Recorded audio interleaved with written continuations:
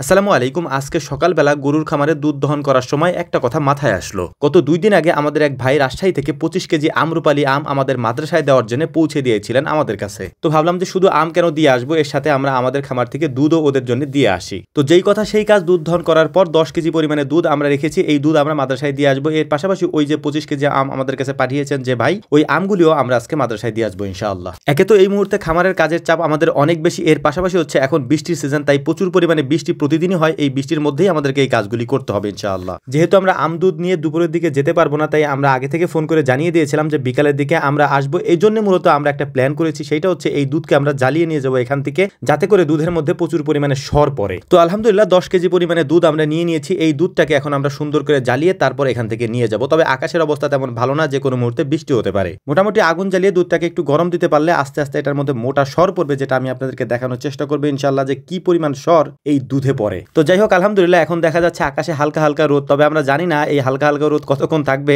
দেখা গেল আমরা চুলাটা জ্বালানোর পরেই ঝুম বৃষ্টি শুরু হলো, তখন আমাদেরকে এটা নিয়ে যেতে অনেক কষ্ট হবে, কারণ এখান থেকে সরাইতেও কষ্ট হবে। চুলাটা অনেক বড়, পাত্রটাও অনেক বড়, তবুও আমরা এটা শুরু করেছি। আলহামদুলিল্লাহ দেখা যাক বৃষ্টির অবস্থা কি হয়। দুধ দেওয়ার পর দ্রুত আমরা ঝাল দেওয়ার চেষ্টা করতেছিলাম, যাতে করে বৃষ্টি আমাদের ধরতে না পারে, বৃষ্টির আগেই কাজগুলি আমরা শেষ করতে পারি। এছাড়াও হচ্ছে যে আমাদের যে ভাই আমাদেরকে আমগুলি পাঠিয়েছেন, ভাই আমগুলি পাঠানোর পরে আমরা ওই ক্যারেক্টার খুলে দেখিনি, কারণ এটা যেহেতু মাদ্রাসার জন্য পাঠানো হয়েছে, তাই আমি চিন্তা করেছিলাম যে এটা একবার ওদের হাতে দিয়ে আসবো। আমরা মূলত পাঠিয়েছিলেন যুব এগ্রো থেকে। আপনারা হয়তো অনেকেই ভাইকে চিনবেন, উনি একজন জনপ্রিয় ইউটিউবার, ওনার ইউটিউবে একটা চ্যানেলও আছে যুব এগ্রো নাম করে। তো ওই ভাই আমাদেরকে মাঝে মাঝে আম পাঠান। তো এই আমগুলি মূলত হচ্ছে উনি পাঠিয়েছেন মাদ্রাসা ছাত্রদের জন্য, মূলত এই জন্য আমরা আর খুলিনি আমের ক্যারেটটি। তবে ইন্টারেস্টিং একটা ঘটনা ঘটেছে, সেটা হচ্ছে আমের ক্যারেটটি যখন আমরা নিয়ে আসি, তখন দেখলাম যে আমের ক্যারেটের এক কোণা দিয়ে ছিদ্র করা, অর্থাৎ এখান থেকে হয়তো হাত দিয়ে কেউ আম নিয়েছে। মনে মনে চিন্তা করতেছিলাম, এতিমের এই জিনিস যারা খেয়েছেন, আল্লাহ তাআলা তাদের সাথে কি আচরণ করবেন আল্লাহ তাআলাই ভালো জানেন সেটা। তো যাই হোক, আমরা যখন এই কাজগুলি করতেছিলাম তখনই দেখলাম যে বৃষ্টি শুরু হয়ে গিয়েছে। তবে বৃষ্টির পরিমাণ কম থাকার কারণে আমরা এখানে দুধের যে